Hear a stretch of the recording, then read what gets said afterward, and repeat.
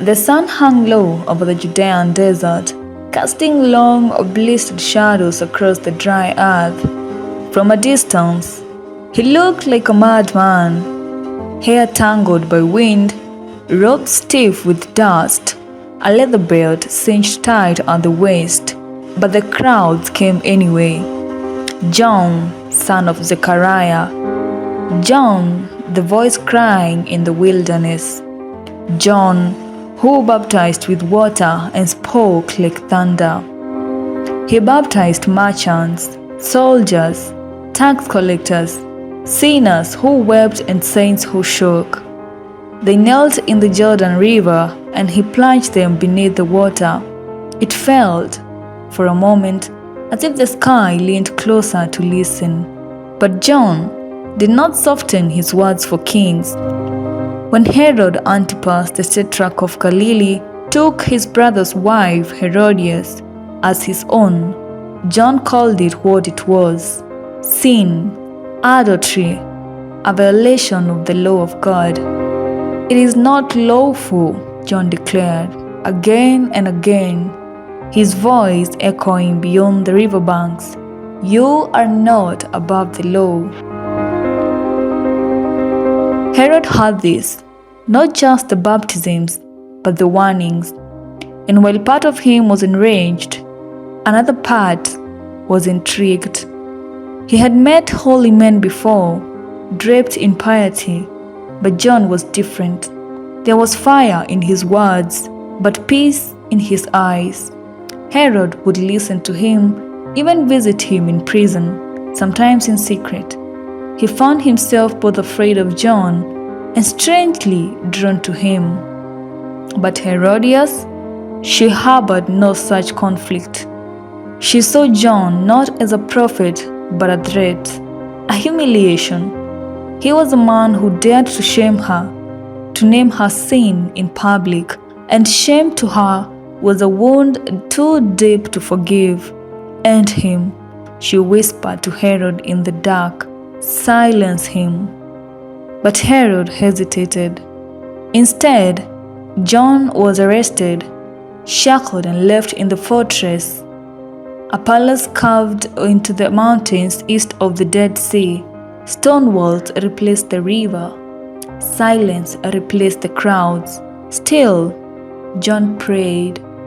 Still, he waited.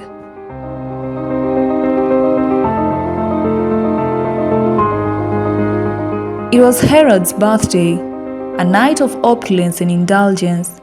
The hall glittered with gold, and wine flowed like a second river. Laughter filled the air, loud enough to silence doubt. Then she entered. Salome, daughter of Herodias, young, veiled in silk, eyes like shadowed mirrors. She danced for Herod and his guests, a performance of seduction and spectacle. Even the air seemed to pause. Herod, dizzy with pride and pleasure, stood up before the crowd. Ask me for anything, he said, arms wide, and I will give it to you, even half my kingdom. Salome bowed, then turned. She did not ask, she consulted. Her mother leaned in and whispered just 6 words: the head of John the Baptist. The laughter drained from Herod's face. He looked at Salome, then at his guests. He felt their eyes on him, eyes that expected a king to keep his word. And so, with a nod, he gave the order. In the dark corridors of the palace, the executioner descended into the cell. He found John at prayer, his back straight, eyes closed. John opened his eyes. He did not flinch when the man stepped forward with the sword. He had always known the cost of truth. One clean stroke, one prophet gone. The head of John the Baptist was placed on a silver platter, carried through the corridors past torches and feasting men, and presented to the girl. She in turn gave it to her mother, and Herodias smiled. But heaven wept. The cell grew still, the river no longer echoed with his cry, but the voice was not silenced. Whispers of his death spread like smoke through the villages. Those who had repented under his hand now remembered his words.